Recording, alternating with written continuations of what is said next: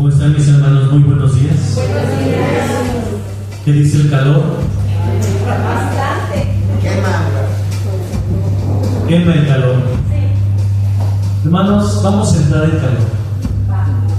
Ya estamos aquí. Sí. Olvidémonos lo que está allá afuera. Este tiempo le pertenece a nuestro Dios. Bueno, sabemos que todo el tiempo le pertenece a Dios, pero en este momento, hermanos, como iglesia, juntos, vamos a alabar a nuestro Dios.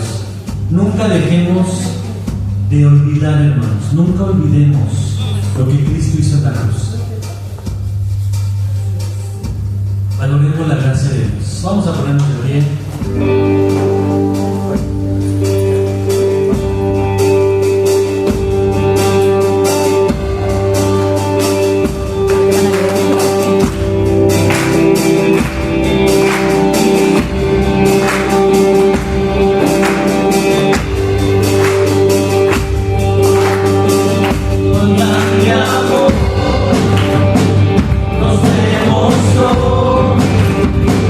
Por mi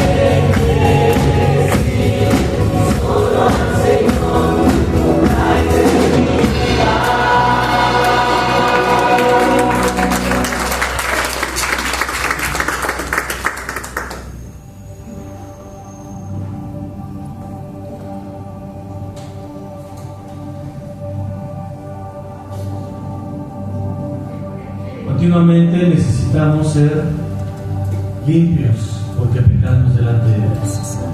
Todo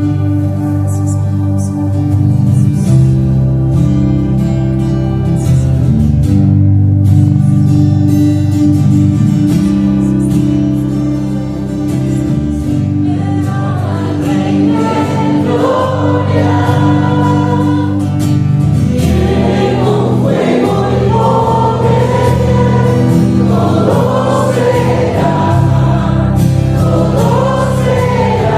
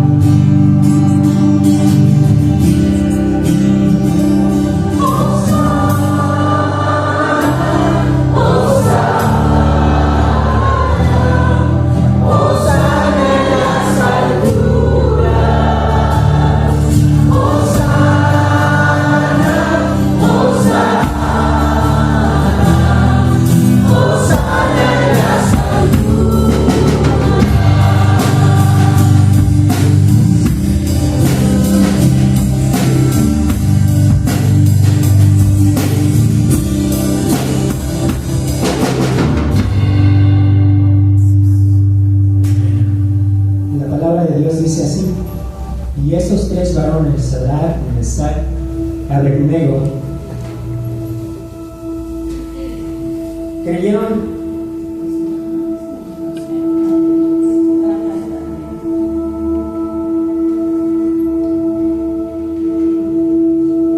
atados dentro del horno ardiendo. Entonces el rey Nabucodonosor se espantó y se levantó apresuradamente. Dijo a los de su consejo: ¿no echaron a tres varones atados dentro del fuego? Ellos respondieron al rey: es verdad, oh rey. Y él dijo: he aquí, yo veo 4 varones sueltos que se pasean en medio del fuego sin sufrir ningún daño. Y el aspecto del cuarto es semejante al Hijo de los dioses.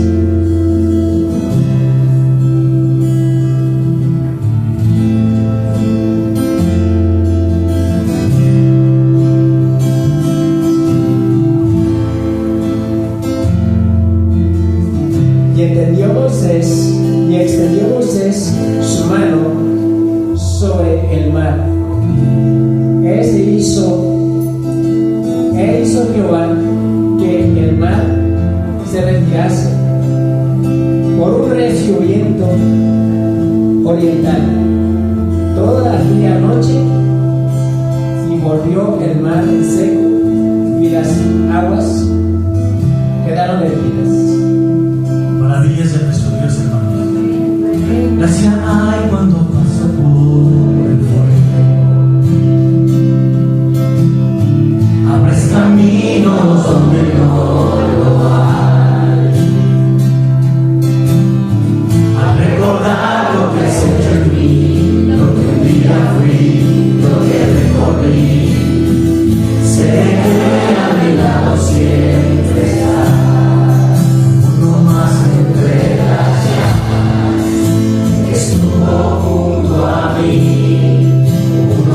Sobre las aguas que puedo hermana abrir, en mi interior no tiene dudas de cómo libre fui. Hay una luz que muestra el precio que Jesús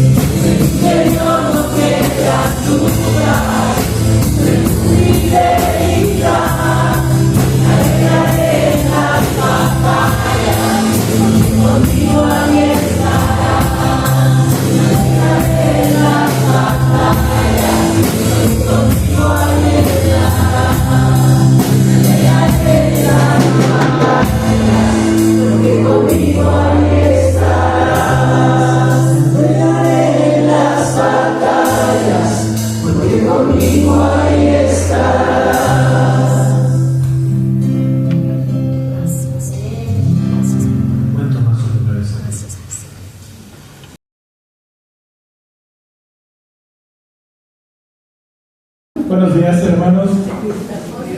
Primer domingo del mes y hoy nos toca celebrar la Santa Cena. Antes de comenzar, pongámonos a cuentas con nuestro Señor. Vamos a pedir perdón por nuestros pecados para llegar dignamente a este momento.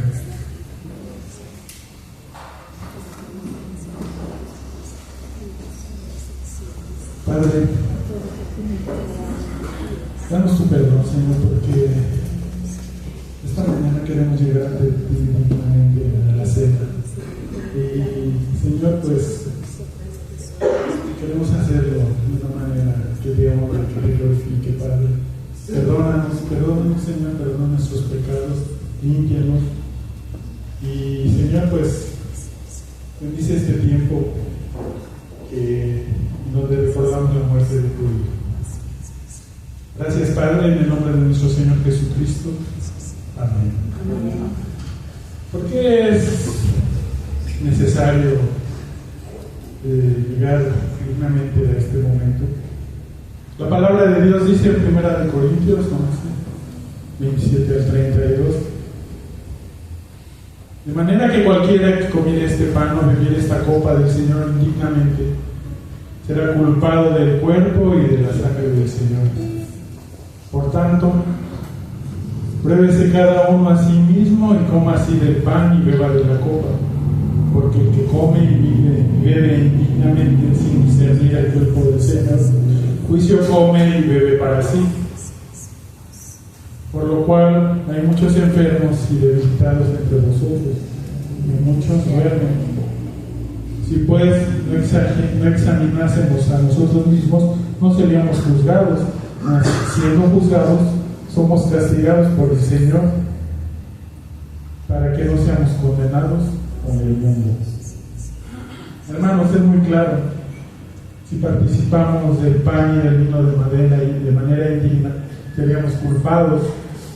Por eso vamos a 1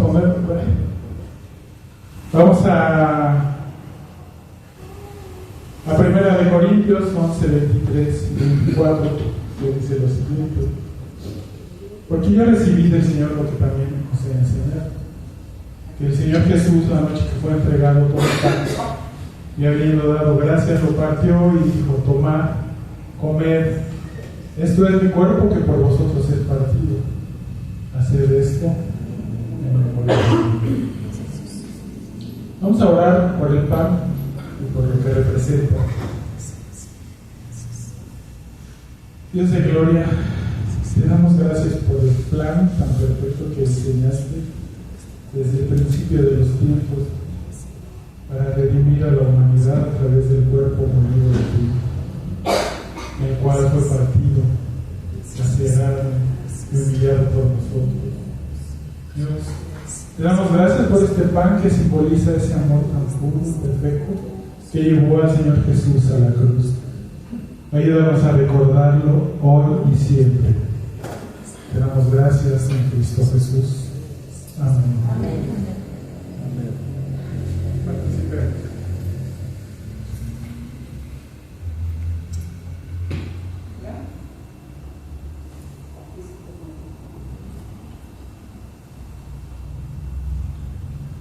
Asimismo, tomó también la copa después de haber cenado, diciendo: esta copa es el nuevo pacto de mi sangre.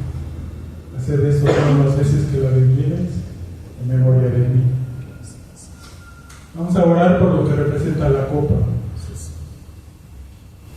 Señor, nunca vamos a saber el costo tan grande que fue poner nuestra maldad en los hombros de tu Hijo, el cual derramó hasta la última gota de su sangre con el propósito de restablecer la relación de la humanidad contigo. Gracias, porque sin ese sacrificio hoy seríamos huérfanos. Pero es todo lo contrario, podemos llamarte Padre y darte gracias por esta copa que nos recuerda la sangre tan pura de tu Cordero que limpió nuestro pecado. Te damos gracias por su vida y su amor. Bendice este memorial que hacemos recordando la redención. En el nombre de Cristo Jesús oramos. Amén. Participemos.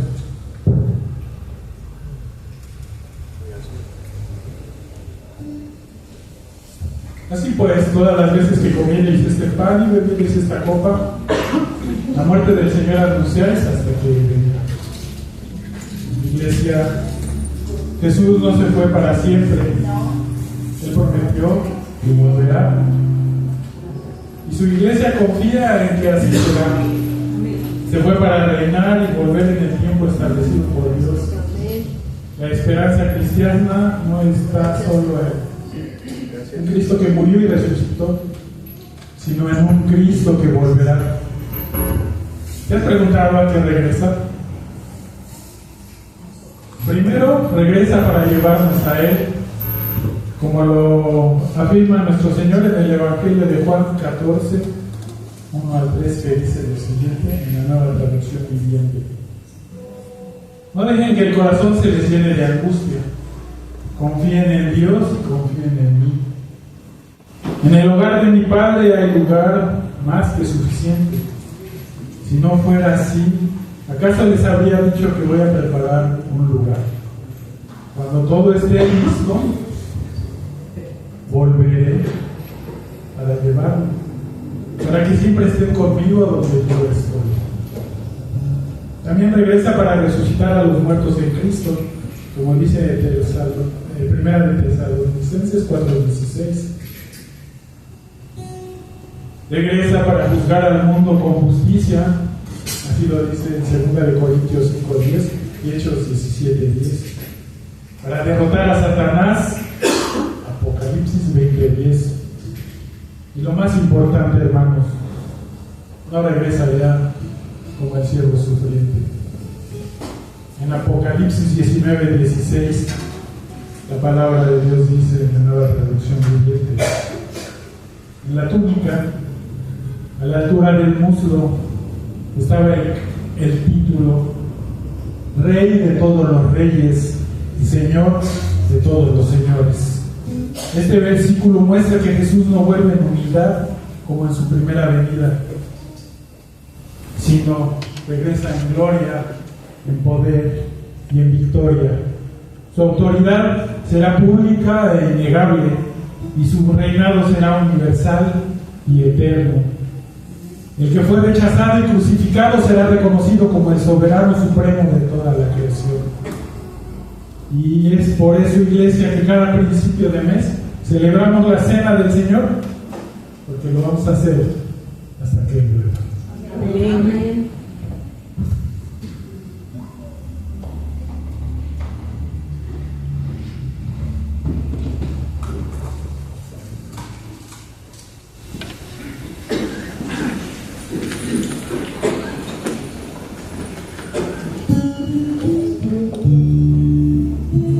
Vamos a ponernos de pie, hermanos.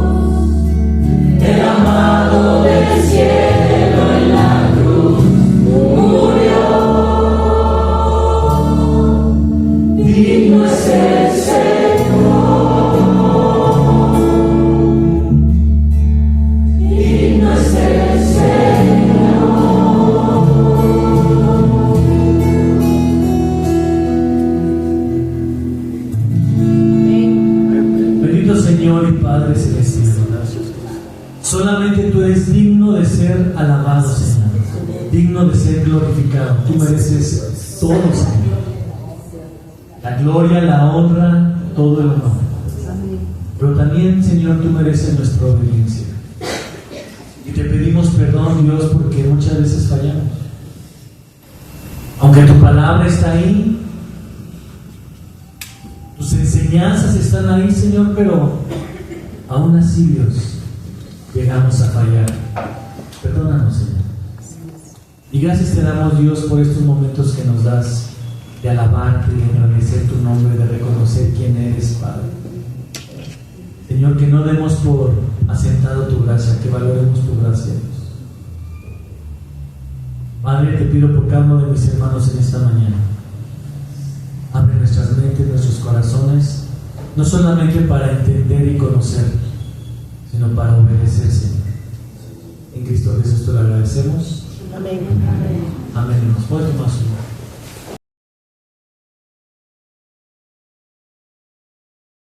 Buenos días, mis hermanos. Buenos días. Realmente lleno de gozo, ¿verdad? Cuando meditamos en lo grande que es nuestro Dios y reconocer que Él solamente es digno.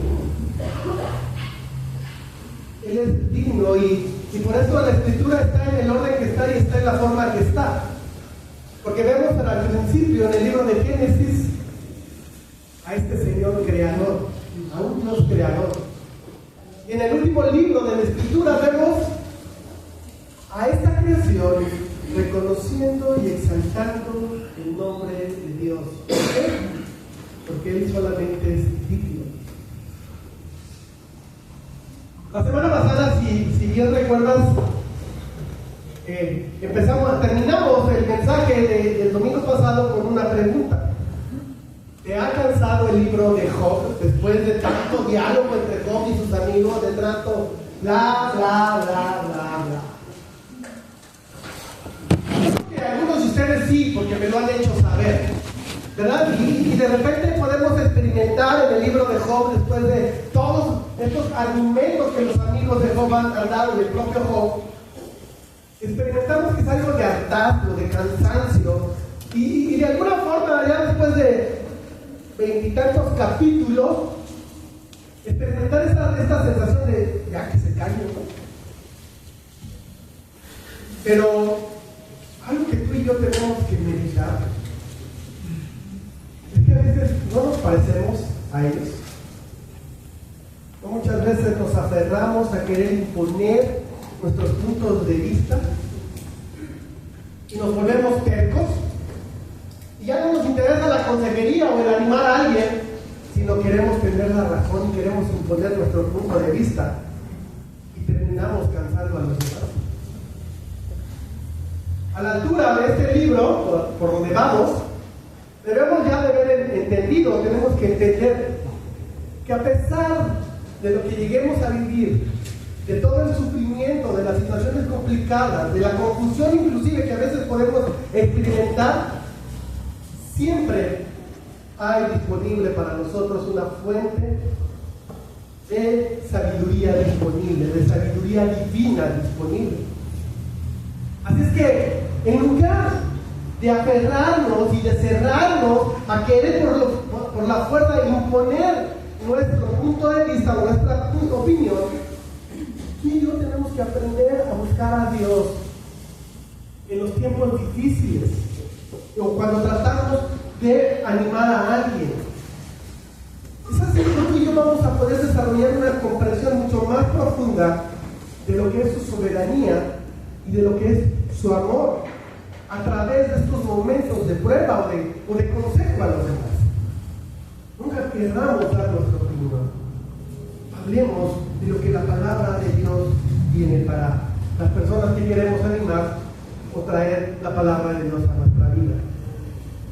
Por lo tanto, en nuestro sufrimiento, como el tratar de aconsejar a otros, tenemos que estar volteando nuestra mirada. No podemos estar haciendo otra cosa que no estar viendo a nuestro Señor Jesucristo, que fue Él quien sufrió en nuestro lugar por nuestros pecados. Y esto lo debemos de hacer no solamente para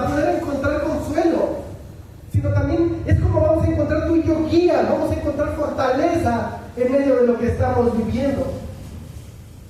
Es por esta razón que tú y yo tenemos que buscar y tenemos que conocer y tenemos que aprender lo que la verdadera sabiduría de Dios puede proporcionarnos, aún en medio de nuestro dolor o a través del sufrimiento de otras personas. Recordando con esta actitud que es en humildad y es en temor a Dios donde tú y yo vamos a encontrar muchas respuestas, pero también encontraremos la fortaleza que solamente Él puede proporcionarnos. Este es el tema de hoy. Así es que vamos a orar para dar inicio. Amado Padre, gracias Dios por este día que nos regalas, gracias por la bendición que tenemos de estar nuevamente reunidos aquí para seguir estudiando tu palabra, para poder profundizar lo más que podamos dentro de ella. Gracias por la oportunidad que tú nos das, porque aún si la podemos leer y la podemos entender es porque tú así lo has permitido, Señor. Gracias Dios por la oportunidad que tenemos de poder entrar en ella y de poder comprenderla, Señor. Pero ayúdanos, Dios, a poder vivirla. Señor, que a veces nuestros puntos de vista no son tan importantes como quisiéramos. Es el ego que nos lleva a querer dar a conocer a los demás y a veces hasta imponer lo que pensamos. Pero debemos de ser personas humildes, Señor, que reconocen que tu sabiduría es la que debe de imperar y por eso la buscamos. Y por eso aconsejamos de esa forma. Y por eso también buscamos para traerla a nuestra vida en momentos de prueba, en momentos de dificultad, en momentos duros que podemos llegar a atravesar. Y más hoy, Dios, si hay personas hoy entre nosotros que le están pasando mal, ayúdanos, Dios, a poder ser consuelo, no de nuestra sabiduría, sino de tu sabiduría que está más que probada, Señor. Y a ellos, Padre, ayúdanos a ser fuertes a través del conocimiento de tu palabra, a través de lo que de ella emana y de cómo, Señor, conociéndola y trayéndola a nuestra vida, trayéndola en nuestro corazón y en nuestra mente, las cosas pueden ser totalmente diferentes. No dejaremos de pasarla mal, pero seremos fuertes en medio de esta prueba, Señor. Te ruego porque hoy esto nos quede sumamente claro, Dios, en el nombre de Jesús. Amén. Así es que vayamos al libro de Job, continuamos, capítulo 25. Y dice la escritura: respondió Bildad su hija y dijo: el señorío y el temor están con él. Él hace paz en sus alturas. ¿Tienen sus ejércitos número? ¿Sobre quién no está su luz? ¿Cómo, pues, se justificará el hombre para con Dios? ¿Y cómo será limpio el que nace de mujer? Nuestro primer encabezado, humildad en la adversidad. Recordamos la semana pasada lo que Bildad le había dicho a Job, y Job, bueno, lo estuvo escuchando, y ahora vamos a ver cómo Job le va a responder a Bildad. Y vemos que aquí la plática entre ellos ya ha dejado de ser una simple plática, un simple cruce de ideas, y ya está viendo exasperación, ya hay molestia en ellos. Ya más que a consejería, esto se está volviendo un ring.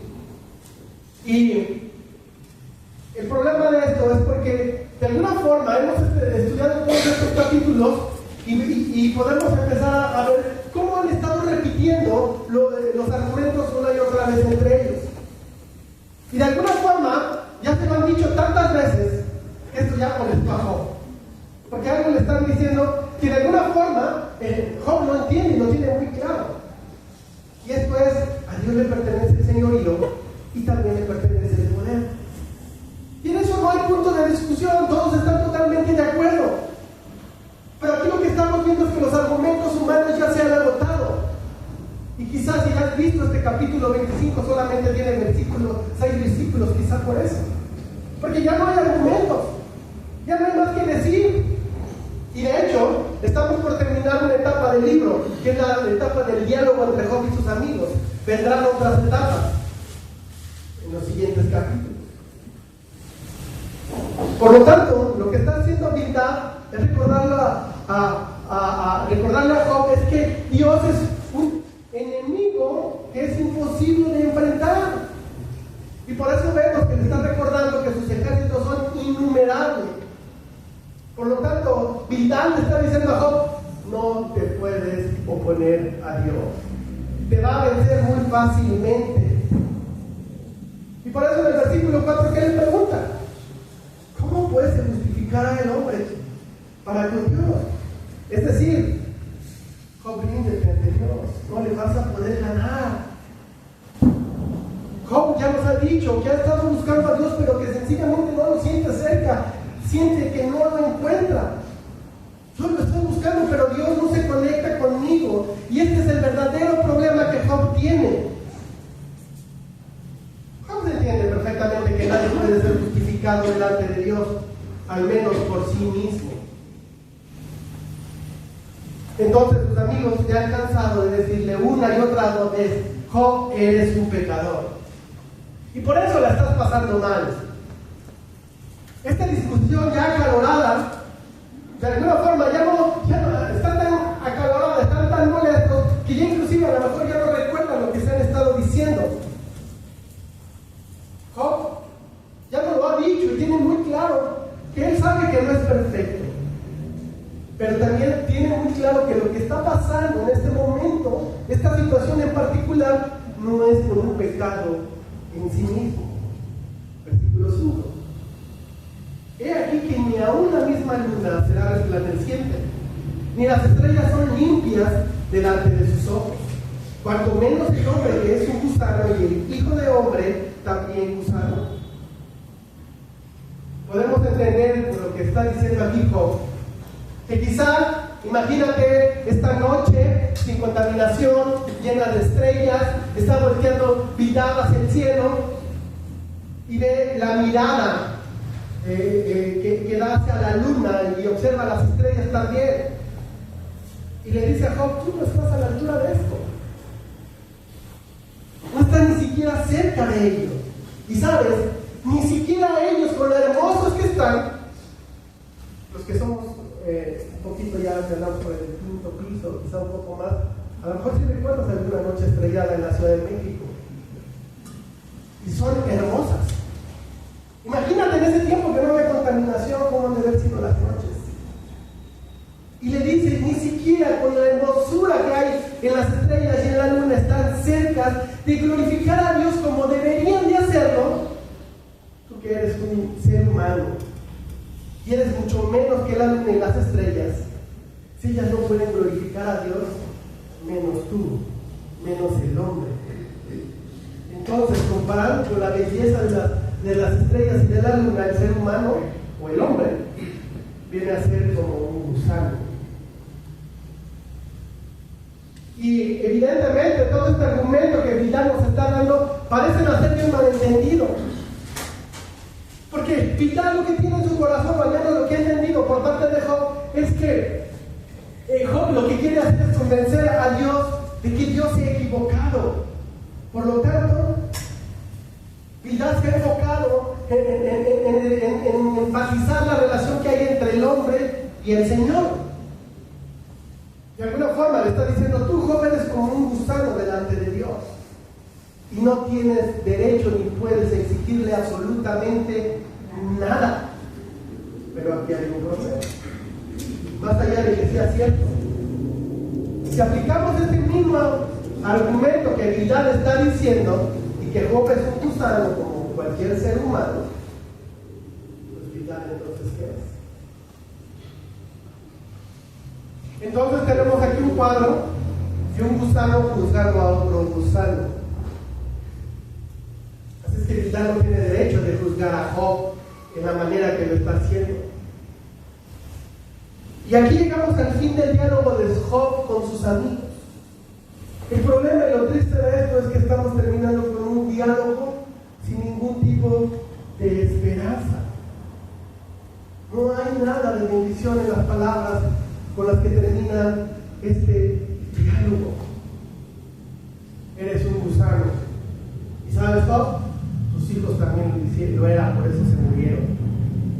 Y ahí llega el término de este discurso, esta pelea entre amigos. Pero cuando estamos leyendo esto y leemos sobre la grandeza que escribe Bildad, sobre la majestuosidad de nuestro Señor, algo que tú y yo debemos de tener muy claro, porque que para nosotros debe de ser un recordatorio de la necesidad que tenemos como seres humanos de humillarnos ante el Señor, sobre todo en los tiempos de sufrimiento, en los tiempos cuando la pasamos mal. Vidal ha enfatizado sobre la injusticia, ha enfatizado sobre la desigualdad que hay entre Dios y el hombre. Jamás el hombre podrá compararse con Dios. Esto nos debe de enseñar a nosotros que debemos de reconocer nuestra posición ante el Creador. Y también el papel que jugamos dentro de la creación divina. Porque esto, el conocer esa posición, es humillarnos a nosotros. Entender quiénes somos y qué papel jugamos. Y sabes, ese es el primer paso hacia la verdadera sabiduría. Por lo mismo, el entender esto y tener este enfoque nos debe de animar a buscar a Dios cuando tú y yo enfrentamos adversidades. Y es ahí donde vamos a entender sobre su soberanía y su magnífica perspectiva que tiene el Señor ante el universo, frente al universo. En el capítulo 26, Job ahora nos va a empezar a dar un largo discurso que va a durar varios capítulos. Y este discurso lo va a empezar respondiendo las palabras de Bildad. Después dará algunas observaciones sobre lo que él entiende, que es la sabiduría. Nos hablará sobre la naturaleza del mundo. Y hasta el capítulo 31, Job va a empezar a defender su justicia. Y en el capítulo 32 entrará en escena un nuevo amigo que hasta ahorita no ha aparecido, que pareciera que no estaba presente y que de repente llegó, Eliú. Este nuevo amigo de Job. Y este nos hablará desde el capítulo 32 hasta el capítulo 37. Y al igual que sus otros tres amigos, todos terminaremos diciendo que ya se calle Eliú. Y entonces, cuando todo el análisis humano, toda la capacidad del ser humano de exponer algún tipo de idea haya terminado, llegaremos al capítulo 38 y es donde entrará Dios en escena. Ahí aparecerá Dios. Y todo tendrá un rumbo totalmente diferente y estamos cerca, quizá en un par de semanas estemos llegando ahí. Por lo pronto, ya no habrá más Bildad, ya no habrá más Ofar y ya no habrá más Elifaz. Capítulo 26. Respondió Job y dijo: ¿en qué ayudaste al que no tiene poder? ¿Cómo has amparado al brazo sin fuerza? Segundo encabezado: fieles y compasivos en el dolor. Job inicia este discurso diciéndole a sus amigos: ustedes no me han ayudado en absolutamente nada. Vinieron aquí a consolarme y no lo están haciendo. Obviamente le está respondiendo a Bildad, pero esto sabemos que no solamente Bildad lo ha hecho. Los tres amigos están más enfocados en tener la razón que en ayudar a Job, que en consolarlo. Mis hermanos, esto nos debe de ayudar a ti y a mí mucho en nuestras relaciones personales, y si eres casado te puede ayudar mucho dentro de tu vida matrimonial. Porque a veces tú y yo luchamos tanto por tener la razón que estamos equivocados. ¿No pasa así con los amigos de Job? Tienes razón en cuanto al principio general: todo el hombre es pecador. Job, por lo tanto, al ser parte de la humanidad, es un pecador. Pero no está aplicando en esa manera específica en la vida de Job. Y sus amigos se han enfocado tanto en querer tener la razón y han insistido tanto a Job que acepte que ellos son los que tienen la razón, que se han olvidado de ayudarlo en lo absoluto. ¿No te pasa así? Te enfrascas tanto en querer tener la razón que terminamos equivocados. Y ahí es donde lastimamos a los demás. Porque en tu vida matrimonial, varón, no estás llamado a ser amoroso con tu esposa. Entonces, ¿por qué a veces nos aferramos a querer mostrar que tenemos razón? Mujer, no estás llamada a ser respetuosa con tu marido. ¿Y por qué a veces te aferras a querer demostrar que está equivocado y que tú tienes razón? No deberíamos de tratar de vivir la vida más en cordialidad y evitar quién tiene la razón, o tratar de evitar quién tiene la razón y quién no, y acudir a la fuente de la sabiduría, que es la Escritura. Versículo 3. ¿En qué aconsejaste al que no tiene ciencia? ¿Y qué plenitud de inteligencia has dado a conocer? ¿A quién has anunciado palabras y de quién es el espíritu que de ti procede? Con estas palabras lo que les está diciendo Job es que ustedes no solamente no me han ayudado, les dice, seguramente es porque nunca han ayudado a nadie. Nunca ayudaron a una viuda cuando su esposo falleció. Tampoco ayudaron al huérfano que se encontraban en la calle. ¿A quién han ayudado ustedes? ¿Quién más ha sido su víctima de la insensibilidad que muestran? De esta sabiduría mal aplicada que tienen. Pero también presenta a Job aquí algo muy revelador. ¿De quién es el espíritu que de ti procede? Si recuerdas, Elifaz en el capítulo 4, ¿qué dijo? ¿Recuerdas aquel espíritu, aquel fantasma que dijo Elifaz que se le había aparecido y que le había dado un mensaje? Y que este mensaje se lo compartió con Job. Vayamos allá, Job 4:17. Que le dijo, este es el mensaje que ese espíritu le dijo a Elifaz. ¿Será el hombre más justo que Dios? ¿Será el varón más limpio que el que lo hizo? Esto es lo que este espíritu sombrío y misterioso le dijo a Elifaz allá en el capítulo 4. Si lo comparas con lo que le dijo Bildad en el capítulo 25, es exactamente lo mismo, versículo 4. ¿Cómo puede justificar el hombre para con Dios y cómo será limpio el que nace de una mujer? En otras palabras, Job está tan molesto que lo único que les está diciendo parece el disco rayado. Lo único que él estaba haciendo es reciclar sus argumentos una y otra vez. No hay sabiduría en lo que están diciendo. Lo único que ven ustedes es un montón de ego, el cual quiere demostrar que tienen razón. ¿Qué ha pasado? ¿De qué lado has estado? ¿De los dos? ¿O eres el que siempre quiere tener la razón? ¿O eres el que a veces tiene que aguantar a aquel que quiere siempre tener la razón? Job continúa con su discurso, pero va a darle un giro. Y entonces ahora va a empezar a alabar a Dios. Esto es la respuesta a Bildad. Porque recuerda que le acaba de decir Bildad a Job que parece que no conoce a Dios. Y que por eso no puede entrar en contacto con Él. Por eso Job le va a responder: yo conozco que tan grande es Dios. Y saben, incluso lo conozco mejor que ustedes. Y así lo empiezan a explicar en el versículo 5.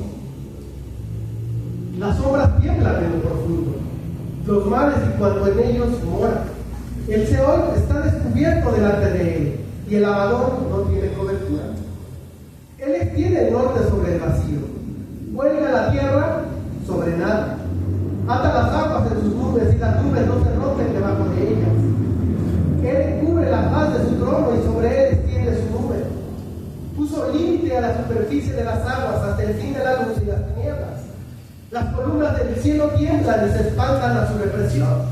Él agita el mar con su poder y con su entendimiento hiere la arrogancia suya. Su espíritu adornó los cielos, su mano creó la serpiente tortuosa. Y en esta porción, como inicia, hablándonos sobre las sombras tiemblan. ¿A qué se refiere con esto? Nos está hablando de los muertos. Pero es interesante que esté hablando de muertos que se encuentran en el mar. Pero recordemos, el libro de Job, ¿qué género literario tiene? Es poesía sapiencial. Eso lo dijimos al principio. Estamos leyendo poesía hebrea. Entonces lo que está haciendo Job es una expresión poética de la penumbra del más allá. Y lo que les está diciendo es que para Dios no hay lugar oculto, ni aún donde están los muertos, ni en las profundidades del mar. Todo, absolutamente todo está desnudo delante de él. Y llegamos al versículo 7 y ahí Job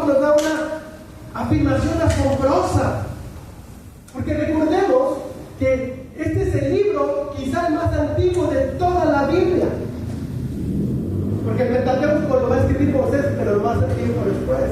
Así es que Job entendemos que es el libro más antiguo de toda la Biblia. ¿Y qué nos afirma en el versículo 7?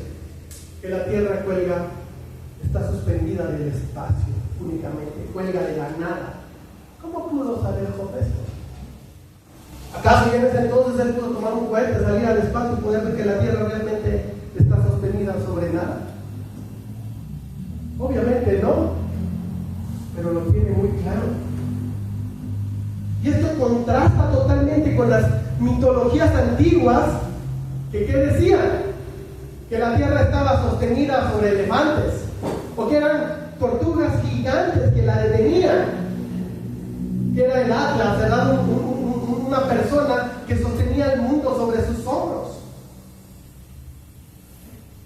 Job está hablando del poder de Dios y nos dice que fue Él que también le puso el límite a las aguas, es decir, que atan las aguas del mundo. ¿De qué forma? De que solamente ellos tienen un límite y no pueden irse más allá, o están en el cielo, o están en los mares y en los ríos, no hay más para las aguas. Dios les puso ese límite. También nos dice que en el horizonte la luz y las tinieblas se separan. ¿Por qué? Porque entiende que la tierra es redonda. Job tiene muy claro la creación de Dios y cómo está hecha, y también tiene muy claro el poder de Dios. Y nos dice que el mar lo agita con su poder. Esto me costó un poco de trabajo entenderlo y me puse yo a investigar sobre el tema. Y para mí lo que encontré fue algo sorprendente, porque sabías que lo que se genera, las tormentas que se generan en el mar, la energía que se libera equivale a miles de bombas atómicas. El proceso de condensación que se da y toda la energía que se libera ahí, y es como nacen los fenómenos naturales como los huracanes, desprende una fuerza de tal magnitud que equivale a miles de bombas atómicas. Y ese es el poder de Dios. Y es la forma en que tiene control sobre su naturaleza. Y Job lo tiene muy claro, lo entiende perfectamente. El versículo 13 nos empieza a hablar sobre la creación y el dominio que tiene sobre esa figura mítica, el Leviatán. ¿Recuerdas? Hablamos sobre él en pasajes anteriores. El Leviatán es un personaje mitológico hebreo, y a él le daban un poder inmenso. Pero este gran poder que tiene el Leviatán, para Dios es como su mascotita, es un cachorrito. De hecho, dentro de la mitología hebrea, se decía que el Leviatán, en la creación, que estaba sobre las aguas, ¿verdad? Él había intentado resistir a la creación, se había opuesto a Dios, y que el Señor lo había vencido para llevar a cabo su creación. Esto es parte de por qué los antiguos judíos o los antiguos hebreos le tenían mucho respeto al mar. Porque el mar para ellos era un lugar sumamente amenazante y peligroso. Para ellos no es sol, playa y arena, mar y arena, ¿verdad? No es vacaciones como lo es para nosotros. Ellos preferían no estar en el mar porque era un lugar sumamente peligroso. Versículo 14. He aquí, estas cosas son solo los bordes de sus caminos. ¿Y cuál es el susurro que hemos oído de él? Pero el trueno de su poder, ¿quién lo puede comprender? Entonces, todo lo que Job nos acaba de decir sobre el poder de Dios, ¿qué dice? Solo es el borde, solo es la orillita, solo es la puntita del poder de Dios.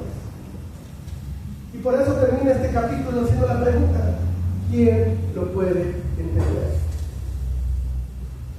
Es un poder que quizá va mucho más allá de nuestro entendimiento. Recordemos que Job es un hombre piadoso y que tenía una relación realmente cercana con Dios, y por eso él entendía mucho sobre Dios, y entendía tanto que concluye que había mucho más de su poder que él no podía entender. Y tú y yo conocemos de su poder, pero es tan grande que no lo podemos terminar de comprender o de digerir en su total plenitud. Capítulo 27. Resumió Job su discurso y dijo: vive Dios que ha quitado mi derecho, y el omnipotente que amargó el alma mía, que todo el tiempo que mi alma está en mí y haya algo de Dios en mis narices. Mis labios no hablarán de iniquidad, ni mi lengua pronunciará engaño. Nunca tal acontezca que yo justifique hasta que muera. No quitaré de mí mi integridad. Mi justicia tengo asida y no la cederé. No me reprochará mi corazón y en todos mis días. Como hemos visto y señalado, algo que hace realmente hermoso y maravilloso este libro es que Job entra en una cantidad de contradicciones todo el tiempo. ¿Qué hace de este libro realmente hermoso? Y esto lo hace porque hemos visto de repente clama a Dios con una gran fe. ¿Recuerdas? Sé que mi Redentor vive y que estaré con él. Pero ¿qué después dice? Desearía estar muerto y que Dios me deje en paz. Este tipo de contradicciones que Job tiene y que nos plasma en este libro no es muy tú ni muy yo. ¿No somos así? Hermano, no mata en victoria sobre el pecado, mi hermano. Estoy perfecto. Y de repente, pues ahí voy. Con una gran fe. Y luego totalmente desanimados, totalmente hundidos en nuestra desesperación. Y este tipo de contradicciones que tú y yo vivimos, las vemos con gran claridad, inclusive en este mismo capítulo, versículo tras versículo. Nos acaba de hablar del gran poder de Dios, que él no puede entender. Y después, ¿qué nos dice? Vive Dios que ha quitado mi derecho. Y en el versículo 4, mis labios no hablarán iniquidad. Si quisiéramos traer esto a un español más moderno, más de nuestros tiempos, diría: juro por Dios que me ha engañado, que le seré fiel. Un comentarista habla sobre este tema y dije: Job dentro de su corazón entendía que Dios había sido justo con él, pero de alguna manera era lo suficientemente justo Dios para poder jurar por él. Job habla como se siente y dice que el Dios Todopoderoso ha amargado su alma. Charles Spurgeon también habla del tema y dice: Hijo de Dios, hablando del creyente, estás afligido, tu alma está amargada, entonces acepta valientemente y acepta la copa que viene por parte de tu Padre Celestial. Y pregúntate: ¿la copa que me ha dado mi Padre, no la beberé? ¿Recibiremos el bien de la mano de Dios y no recibiremos el mal? Continúa con tu andar, porque quizá pase contigo como pasó con los discípulos de Jesús en el monte de la transfiguración. Sintieron miedo al entrar a la nube, pero al atreverse y al hacerlo, al continuar, vieron la gloria de su Maestro. Y entonces entendieron que era bueno estar aquí. Continúa Spurgeon. Si Él es el Todopoderoso y Él es quien nos ha tribulado, seguramente también tiene el poder para consolarnos. Porque el que es fuerte para hundir, también es fuerte para salvar. Si es todopoderoso para amargarnos, también es todopoderoso para impulsarnos. Mi hermano, mi hermana, esto debe de ser esperanzador para ti y para mí. Y debe de matar toda desesperación que tú y yo podamos tener. Si Dios me ha sostenido y me ha traído a este momento tan difícil, tan duro, que quizá hoy estás atravesando, o que mañana atravesarás, o que ya atravesaste, Él tiene el poder para ayudarte en medio de ello, para rescatarte en medio de ese dolor, para sostenerte, para guiarte, para que puedas salir bendecido, creciente en fe y con una madurez mayor. versículo 7. Sea como el impío mi enemigo y como el inicuo mi adversario, porque ¿cuál es la esperanza del impío por mucho que hubiera robado? Cuando Dios le quitare la vida. ¿Oirá Dios su clamor cuando la tribulación viniere sobre él? ¿Se deleitará en el omnipotente e invocará a Dios en todo tiempo? Job aquí les empieza a regresar su discurso, porque le está diciendo el mismo castigo que han estado pidiendo para mí, porque me han estado señalando de ser un hipócrita. Señor, te pido que lo pongas sobre ellos. Aquí todavía no hay ley, pero eso se va a convertir en una ley israelita. La pena para una falsa acusación es la misma pena que ponías sobre aquel que te la había puesto. Es decir, si tú acusabas a alguien de quizá de haber matado a un familiar y pedías que muriera de la misma forma, y esto se descubría que había sido falso, que él no había sido y que tú lo habías señalado, esa pena que tú habías pedido para él, ahora iba a ser para ti. Así es que Job está pidiendo la misma pena que le habían puesto sus acusadores. Este es un principio que aplica Job para ellos. Y a la vez les dice: ustedes deben entender que si yo realmente hubiera sido un hipócrita como me lo han dicho, como un hipócrita, yo dejaría de invocar el nombre de Dios, sobre todo cuando veo que no me escucha o que no me hace caso. Pero a pesar de que no lo siento cerca, a pesar de que no siento que no me escucha, yo sigo llamándole, porque esa es la señal de un hipócrita. La señal de un hipócrita es que no siempre va a buscar el nombre de Dios, no siempre va a invocar el nombre de Dios. A veces lo hará, o a veces basta con orar una vez y al no escuchar la respuesta o al no ver la respuesta que les queda, lo dejará de hacer. ¿Por qué lo hace? Porque su único interés es mostrarse ante otros como una persona espiritual, pero pronto dejará de invocar el nombre de Dios. Pregunta: ¿sigues orando por aquello que quizá Dios te ha dicho espérate, o quizá te ha dicho por el momento no? ¿Sigues orando por aquello que sientes que Dios no te ha respondido como crees que debería de responderte? ¿O has planetado? ¿Has dejado de hacerlo? Qué impresionante es para mí de repente escuchar testimonios entre ustedes que llevan 15 años, 20 años orando por la salvación de un ser querido. Qué impresionante es para mí escuchar que llevan años pidiendo la misma cosa y no se cansan, porque esa es la característica de una persona que no es hipócrita. Así es que si Dios no te responde a la primera, ora las veces que sea necesario, por el tiempo que sea necesario, hasta que el Señor te responda, porque Él te va a responder, y de eso debes de estar seguro. No seas como el hipócrita que al sentir que Dios no le escucha, entonces deja de orar, o que sencillamente no ora porque siente que Dios ya da por entendido que Dios no le va a responder.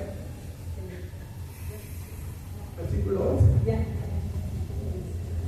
Yo os enseñaré en cuanto a la mano de Dios, no esconderé lo que hay para con el omnipotente. He aquí que todos vosotros lo habéis visto, porque pues os habéis hecho tan enteramente vanos.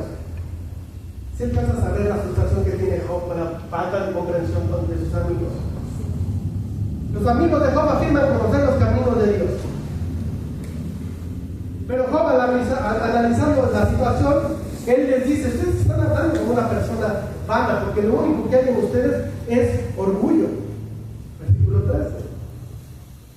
Esta es para con Dios la porción del hombre impío, y la herencia que los violentos han de recibir del omnipotente.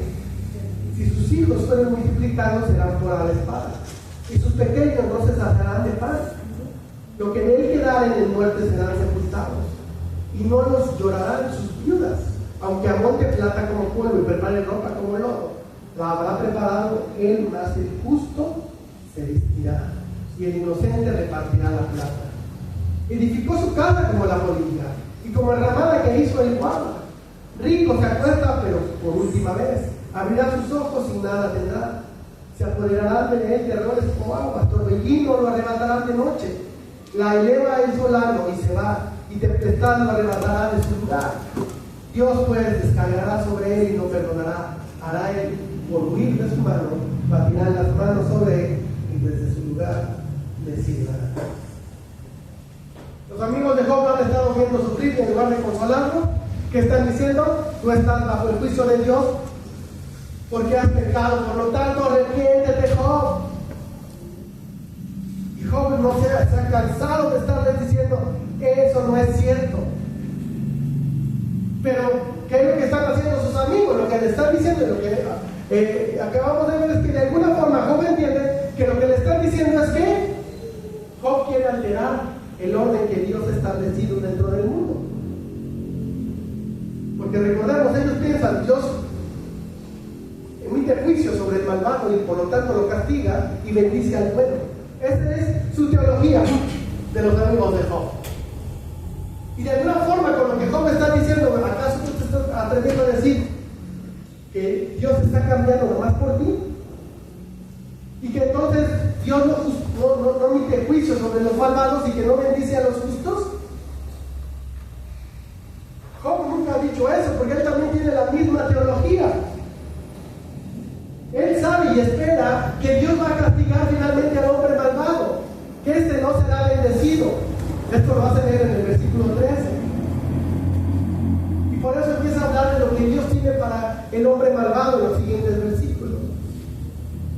Lo interesante que aquí está escribiendo el mismo Job es que muchas situaciones que él ha escrito también las vivió. Porque si recuerda, su casa fue llevada por el viento. Sus amigos los desprecian. Sus hijos han muerto. Pero aquí Job no está haciendo una admisión de su culpa. No lo es. Job está enfrentando un gran sufrimiento, pero ha mantenido firme su integridad y su fidelidad a Dios. Mis hermanos, las verdaderas riquezas del mundo no son nada comparadas ante una fe genuina y ante una vida íntegra. La experiencia de Job y también la de Jesús nos llevan a encontrar significado en el mismo sufrimiento, porque vamos a ir a encontrar que la verdadera riqueza está en nuestra relación con Dios, a pesar de las adversidades. El que tú y yo mantengamos nuestra integridad, al final nos va a terminar ofreciendo paz y una perspectiva valiosa sobre lo que realmente es importante. Capítulo 28. Ciertamente la plata tiene sus veneros, y el oro lugar donde se refina. El hierro se saca del polvo, y de la piedra se funde el cobre. A las tinieblas se ponen término y examinan todo a la perfección. Las piedras que hay en oscuridad y en sombra de muerte, habrán minas lejos de lo habitado, en lugares olvidados donde el pie no pasa nuestro último encabezado. La sabiduría solo está en Dios. Job ha dejado de debatir con sus amigos y ahora va a empezar a desahogarse, y nos sigue hablando de una manera poética sobre lo que es la sabiduría. Y cómo nos lo empieza a explicar, nos pone en mente un minero, cómo bajaban en ese tiempo los mineros. Evidentemente no había elevadores como lo hacen. Entonces, ¿qué hacían? En esas profundas cuevas los bajaban colgados de una soga y únicamente se podían alumbrar con una lámpara de aceite porque no había más. Y entonces el minero lo que hacía era balancearse de un lugar hacia otro, picando la piedra para tratar de obtener piedra preciosa. Era una situación sumamente peligrosa, porque con la cuerda, con el movimiento que hacía el minero, podía estar tallando la cuerda y llegar a debilitarla al grado de romperse. Si es muy profunda, pues hasta ahí gracias. Si no lo es tanto, vas a caer y vas a quedar atrapado y difícilmente alguien te va a poder rescatar y quedarás totalmente en la oscuridad y asegurarás la muerte, donde el frío y la muerte te están esperando. Y entonces la pregunta para el ser humano, para el hombre es: ¿por qué haces esto? ¿Por qué te arriesgas de tal manera? La respuesta del hombre, ¿cuál sería? Porque algo de mucho valor, que vale la pena arriesgar. Porque a través de las pruebas puede encontrar oro, plata o algún metal precioso. Versículo 5. De la tierra nace el pan y debajo de ella está como convertida en fuego. Lugar hay cuyas piedras son zafiro y sus polvos de oro. Senda que nunca la conoció ave, ni ojo de buitre la vio. Nunca la pisaron animales fieros, ni león pasó por ella. En el pedernal puso su mano, trastornó de raíz los montes. De los peñascos cortos ríos, y sus ojos vieron todo lo preciado. Detuvo los ríos en su nacimiento e hizo salir a la luz lo escondido. Entonces Job nos da un giro y ahora empieza a hablarnos sobre la parte superflua de la tierra. Y ahí que encontramos el grano para poder hacer pan. Y entonces encontramos que arriba podemos encontrar grano para hacer pan, y en las profundidades de la tierra, en la parte baja, están quizá los mayores tesoros que podemos encontrar en este mundo. Pero esos tesoros solamente están disponibles para los que están dispuestos a entrar ahí. Y por eso nos dice, a partir del versículo 9, pone al hombre y nos empieza a explicar cómo se esfuerza para poder obtener esos tesoros escondidos de la tierra. Y que el hombre no escatima en esfuerzos. Y el que está dispuesto a trabajar duro para obtener esos tesoros. Pero que arriba está lo más simple. La semilla para poder hacer pan. Que eso no es de gran valor.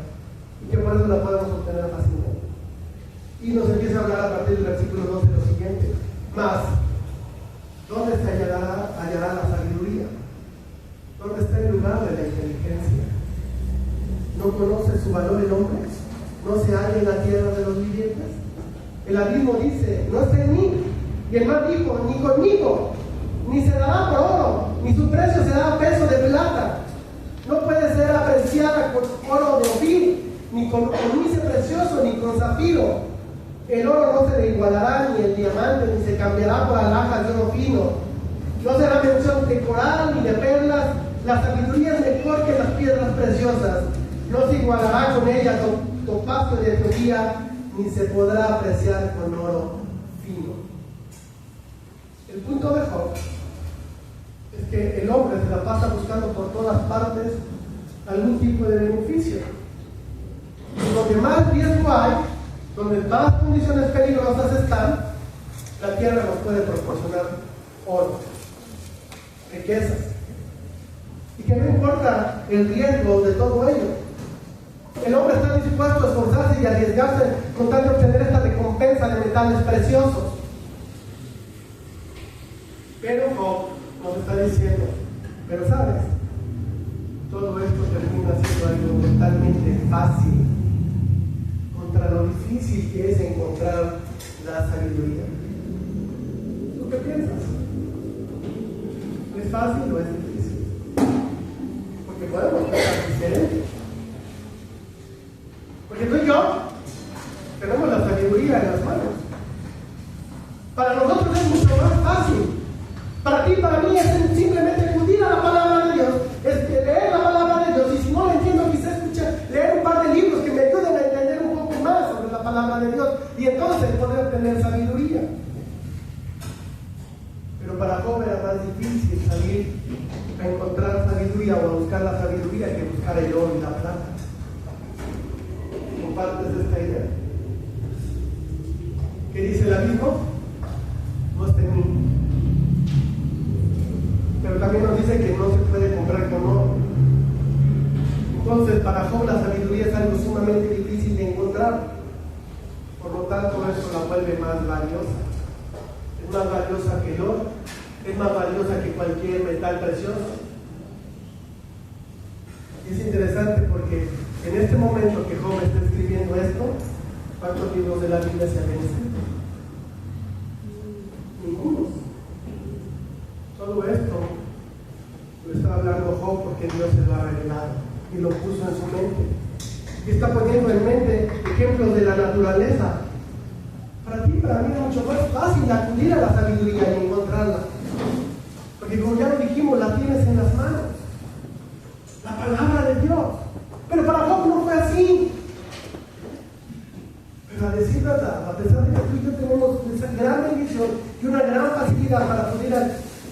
poder acceder a la sabiduría sigue siendo difícil de encontrar en nuestro tiempo, para el ser humano. No debería de ser, pero lo es. Versículo 20. ¿Dónde puede entrar la sabiduría? ¿Y dónde está el lugar de la inteligencia? Porque encubierta está a los ojos de todo viviente y a toda ave del cielo es oculta. El amador y la muerte dijeron, su fama hemos oído por nuestros oídos. No se entiende el camino de ella y conoce su lugar, porque él mira hasta los fines de la tierra y ve cuanto hay bajo los cielos. Al dar peso al viento y poner las aguas por medida, cuando él dio ley a la lluvia y cuando el relámpago de los truenos, entonces la veía él y la manifestaba. La preparó y descubrió también y dijo al hombre, he aquí el temor del Señor es la sabiduría y el apartarse del mal, la inteligencia. ¿Cómo nos está explicando qué difícil es encontrar sabiduría? Pero por otro lado también tú y yo sabemos que no nos debemos de rendir en buscarla, en tratar de seguirla. Por lo tanto tenemos que buscar a Dios, porque Dios es quien conoce el camino hacia la sabiduría, porque Dios es la sabiduría y ahí es donde la vamos a encontrar. Pero el hombre no quiere saber nada de Dios, porque tiene que buscar a Dios para encontrar sabiduría. Pero hoy en nuestros tiempos el ser humano no quiere encontrar la sabiduría de Dios y prefiere buscar la sabiduría a través de la naturaleza o en el mismo comportamiento del ser humano. Pero algo que tú y yo deberíamos de preguntarnos como creyentes: ¿qué tan sabio es Dios? ¿Qué tan sabio en vida es Dios?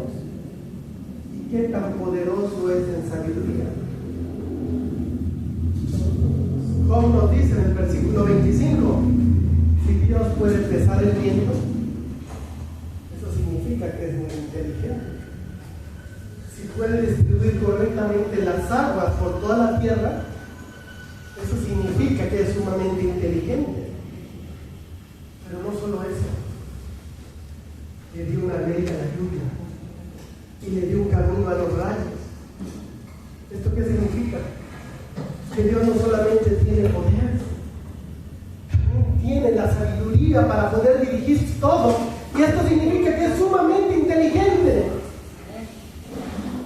Y Job lo que nos está diciendo es que Dios ha plasmado su sabiduría a través del diseño del mundo natural. Por lo tanto, el temor a Dios es sabiduría y apartarse del mal es inteligencia.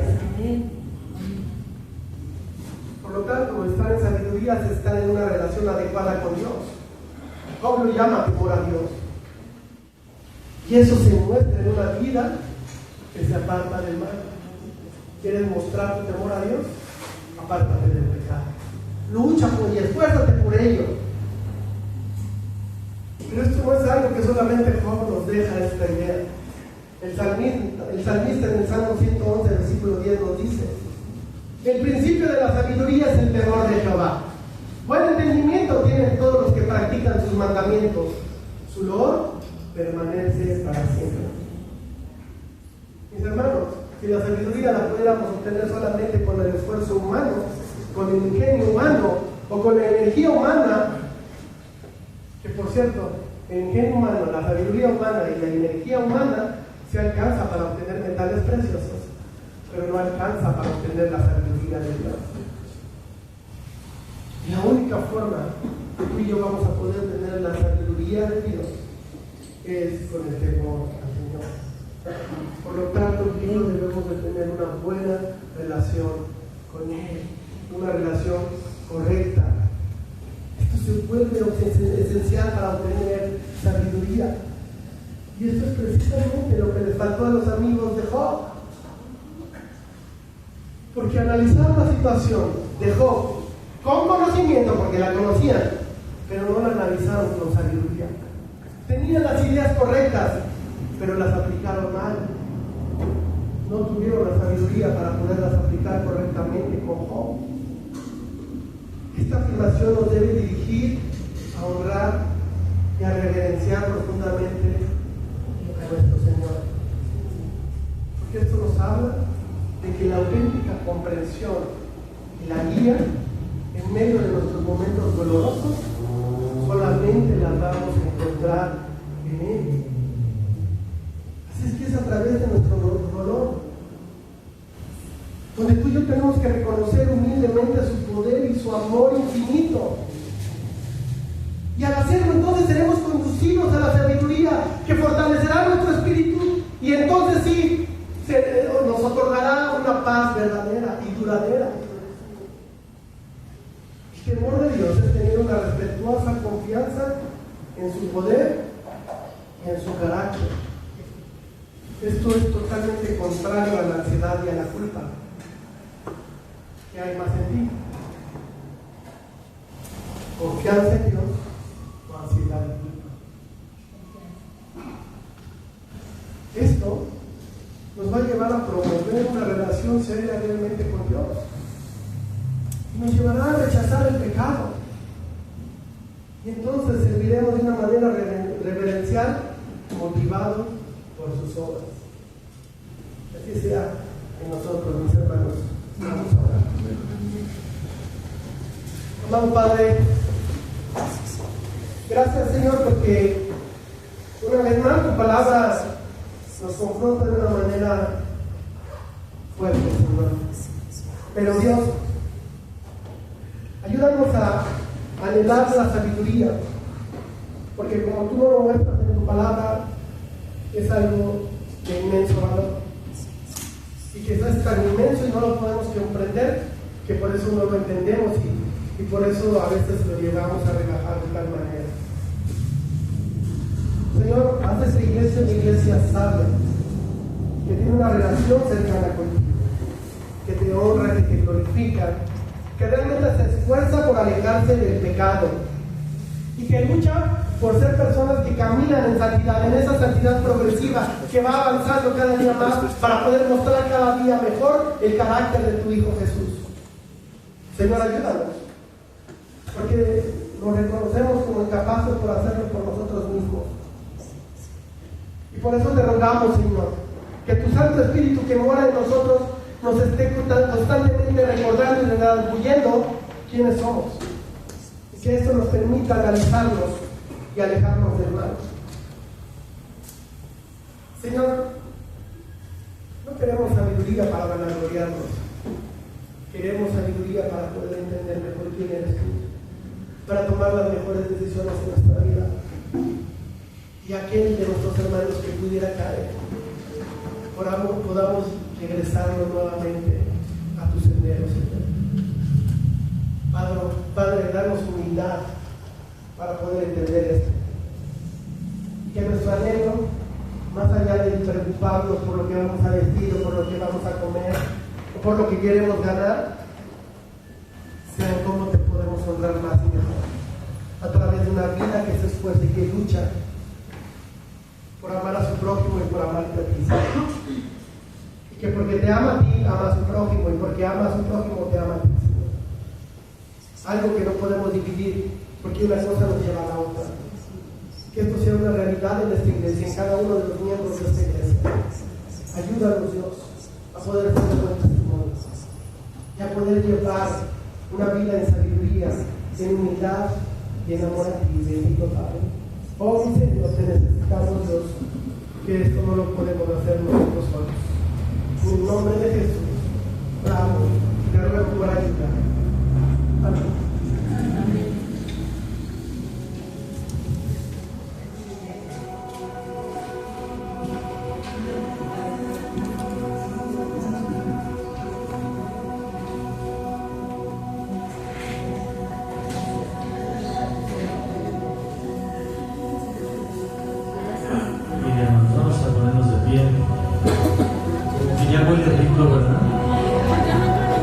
Espero que no les concentre la alabanza.